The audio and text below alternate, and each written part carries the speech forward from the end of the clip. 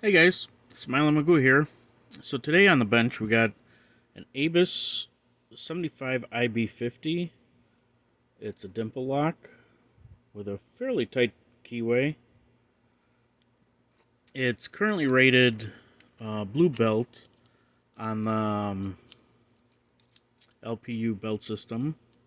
It's non-guttable. So today we're gonna stick it in the vise and see if we can open her up. We're gonna use a little, sorry about the camera shake there, guys. We're going to use a DIY dimple flag I made up, just using an ejector pin. And we're going to use a couple of Z-bars here. With all dimple locks, I like to get the tension wrenches in a very snug configuration.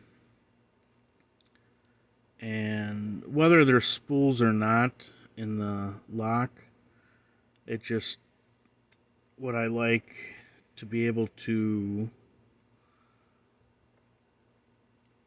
rotate the core. If I can get these guys lined up in there, rotate the core clockwise and counterclockwise very easily. There we go. Alright. That way there's not much slack in when I need to kind of rotate the lock. So let's get to picking. So like I said, it is a tight keyway. There's definitely spools in here. So sometimes you have to set a pin. So we're currently on pin 3. And we set pin 3, but it dropped pin 1. But we're going to keep moving forward here into the lock. And let's see what else we got here. Pin 1 dropped, so let's get pin 1 again. So I like to keep fairly light tension, light to medium, and then just go around and using my pinky finger to move the tension bar counterclockwise while using my index finger moving it clockwise. And so we dropped pretty much everything there.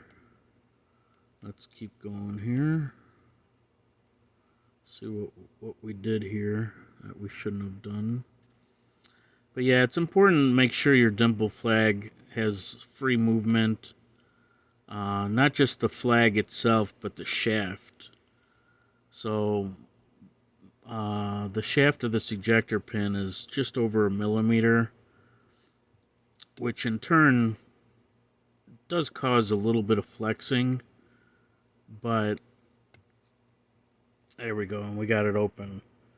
But it causes the flag to flex a little bit, but it gives me plenty of room without much resistance or drag inside the keyway. So there you go, guys. That's the 7550. And, well, I'll get the Z-bars out of there off camera. As always, thanks for watching my video. And until next video, we'll see you later. Bye.